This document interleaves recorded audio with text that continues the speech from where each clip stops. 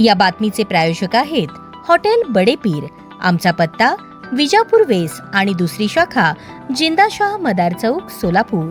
चेन्नई स्थित कंपनीसोबत मोलॅसिस पुरवठ्याचा करार करून तब्बल 15,72,50,00,000 रुपयांची आगाऊ रक्कम घेतल्यानंतर मालाचा पुरवठा न करता फसवणूक केल्याप्रकरणी दक्षिण सोलापूर तालुक्यातील धोत्री येथील गोकुळ शुगर इंडस्ट्रीजच्या संचालकांवर फौजदार चावडी पोलीस ठाण्यात गुन्हा दाखल करण्यात आला आहे। या प्रकरणी गोकुळ शुगर इंडस्ट्रीजचे director Ganpat Datta Shinde, managing director Datta Balbhim Shinde, director Vishal Ganpat Shinde आणि CFO कपिल बलभीम शिंदे यांच्या विरोधात गुन्हा नोंदवण्यात आला आहे। पोलिसांनी दिलेल्या माहितीनुसार गोकुळ शुगर इंडस्ट्रीजने चेन्नई येथील EID पॅरी इंडिया लिमिटेड या कंपनीसोबत B हेवी व C हेवी मोलॅसिस पुरवठ्याचा करार केला होता। सप्टेंबर 2024 मध्ये नवी पेठ येथील युवा गारमेंट शोरूममध्ये हा व्यवहार झाला।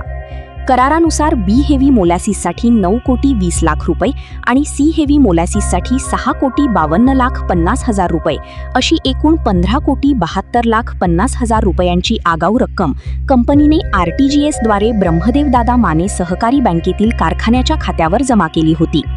त्यानंतर संबंधित रक्कम आरोपींपैकी एकाच्या पत्नीच्या खात्यावर तसेच युवा गारमेंट दुकानाच्या खात्यावर वर्ग करण्यात आल्याचे तपासात समोर आले आहे। कारखाना आर्थिकदृष्ट्या सक्षम असल्याचा आभास निर्माण करून कंपनीची दिशाभूल करण्यात आली आणि करारातील अटींची पूर्तता न करता फसवणूक केल्याचा आरोप फिर्यादीने केला आहे। फसवणुकीची बाब उघडकीस आल्यानंतर EID पॅरी इंडिया लिमिटेडचे प्रतिनिधी राजगोपालन श्रीनिवासन रामस्वामी, राहणार रामनाथ नगर, कांचीपुरम, तामिळनाडू यांनी फौजदार चावडी पोलीस ठाण्यात फिर्याद दाखल केली। त्यानुसार संबंधित संचालकांविरोधात गुन्हा नोंदवण्यात आला असून पोलीस अधिक तपास करत आहेत।